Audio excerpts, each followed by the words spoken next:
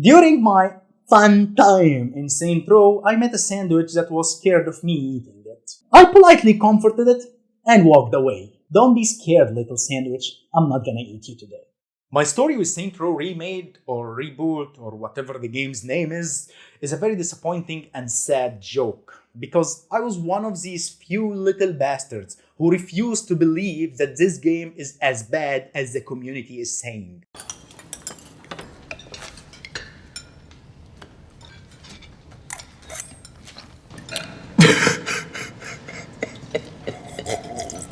Despite the reviews, despite the indications from the awful trailers we've seen, I thought that the latest gameplay shared with us was competent enough. It made me believe that Volition took the community's feedback seriously and acted on it. I thought that I would see the case of Mad Max, which the reviewers gave really bad reviews for, though my experience said otherwise. Or Death Stranding, that improved a lot after a specific point in the game. And I understand that the director's cut solved this issue completely. I had faith in Volition and their winning streak and successful history with the outstanding gang simulator. Except for Saints Row 1, the rest of its sequels were enjoyable games that managed to earn their own place in the hearts of open world games lovers. And this success made Volition the underdog everyone loves to see. It was so exciting witnessing them compete with AAA studios like EA, Ubisoft, or even Rockstar themselves, with all their budgets and resources.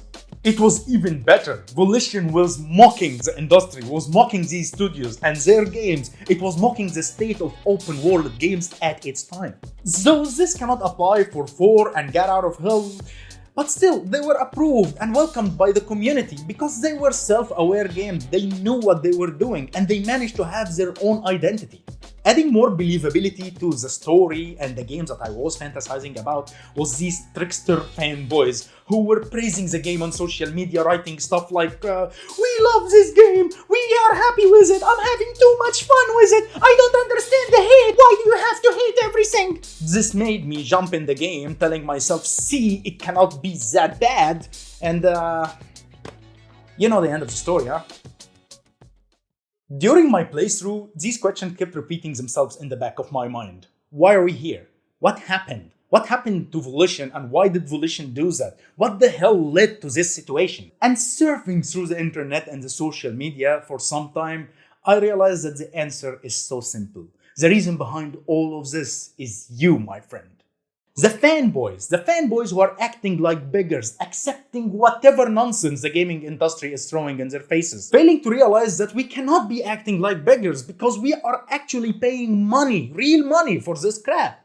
You can find them yourself. Just open the social media and the gaming groups and you will find them yourself. People saying, "We love you, Ubisoft. Please sell us the same exact game again for the 15,000th time. We love you, Rockstar. Please re-release the game and charge us full price for it." Or, "We love you, Naughty Dog. Please sell us a reskin of The Last of Us for $70. A story we will cover in another video. This attitude, those biased defenders, fanboys, apologists, is what made Volition, a studio that was always trying to add its own flavor to its own games, to think and say, you know what? I think I can do the same. I can rip those idiots for some money with minimum efforts. Those blinded fanboys with their denial to accept and refuse the idea that they paid $60 or $70 for an undeserving game is why we are here. A sad and disappointing Saints Row game.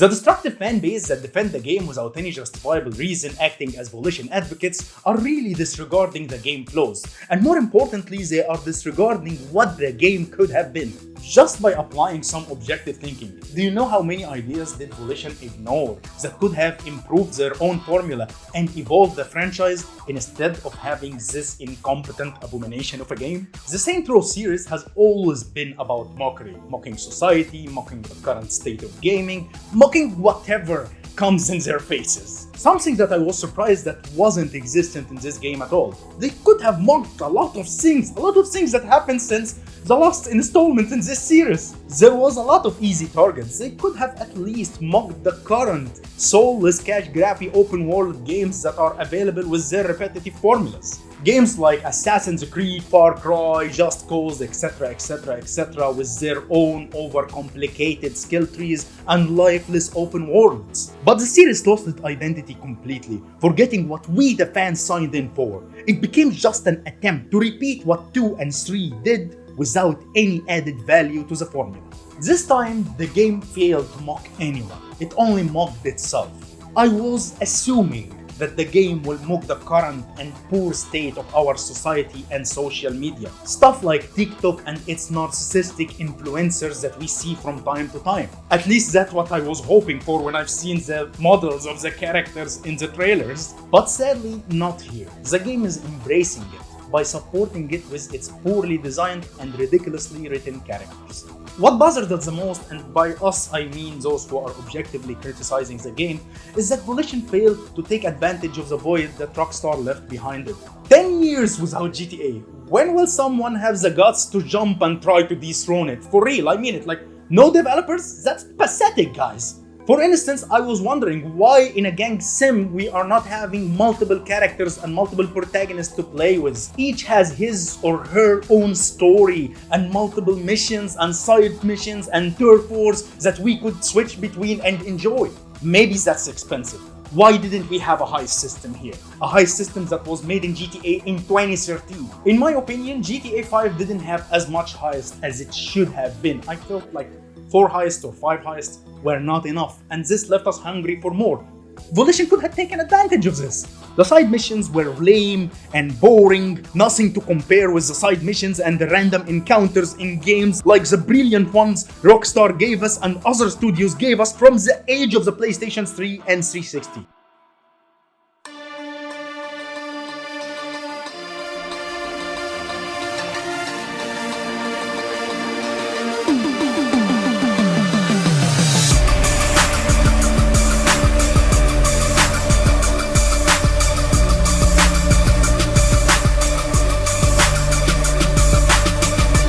So what are we dealing with here? I'll try to be brief because I'm sure and confident that you already passed through the tons of reviews that repetitively said what I'm going to say. We ended up with a game that has soulless and poorly voice acted characters, terrible game direction, repetitive missions, outdated and weak game mechanics, and lame though a little bit good looking open world. All stirred up in a soup of the new trend of what apparently will be the new normal in the gaming industry. Bugs! And to be fair to the voice actors, who I don't know and I have nothing against, I had a feeling that they were bored of the poor script and the lacking characters they were asked to impersonate. Added to that, the game who cares story. Our protagonists, who we know nothing of significance of their background, are creating a criminal empire because he or she got fired from his job. You're fired. What?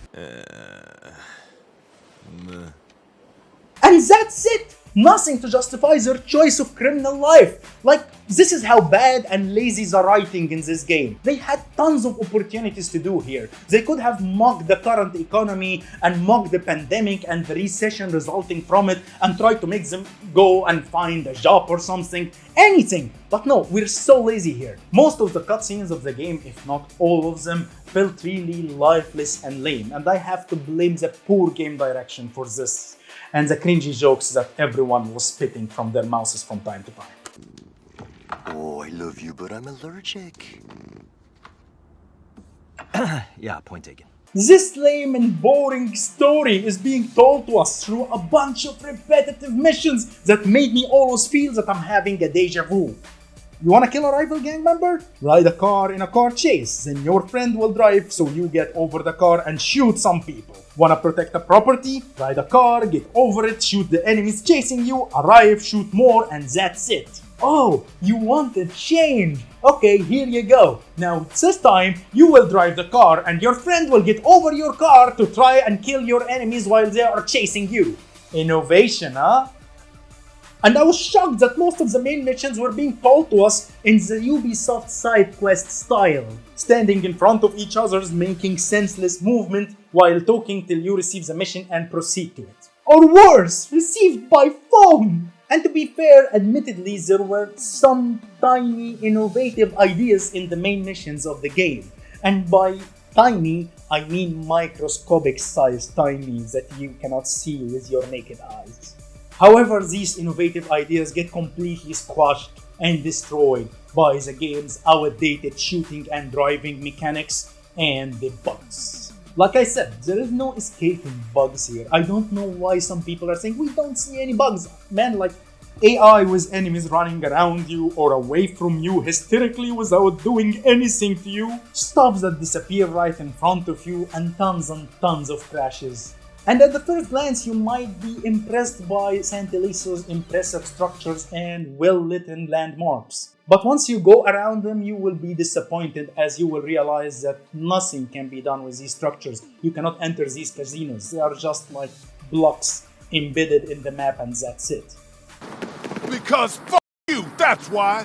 Nothing of them is accessible, nothing is worth exploring. You cannot do any activities on them unless the game mandated on you. I remember during the old good gaming times when reviewers and gamers were recognizing Arkham City for its not huge map but dense one. I don't need a big map, man. I need a map with interesting stuff to do in it, interesting activities and things to see that make me invested in the world and make exploration really fun. By the way, I've seen some reviewers saying that the map here is big. The map is not dense and it's not big too, guys. I took the map in one round in 5 minutes. I toured the whole city in 5 minutes. The bugs, the messy action, and the outdated mechanics and the terribly annoying music of the game managed and succeeded to do one thing to me. They managed to give me a headache.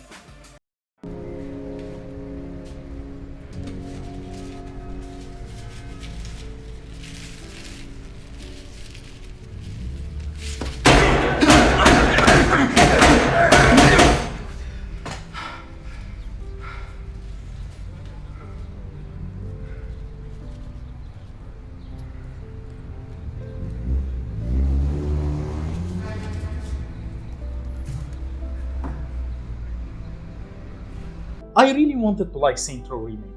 I really wanted to like it. I was approaching this game with an open mind, ignoring everything being told about it in YouTube and the social media. But I'm sad to tell you that Saints Row Remake has nothing remade in it.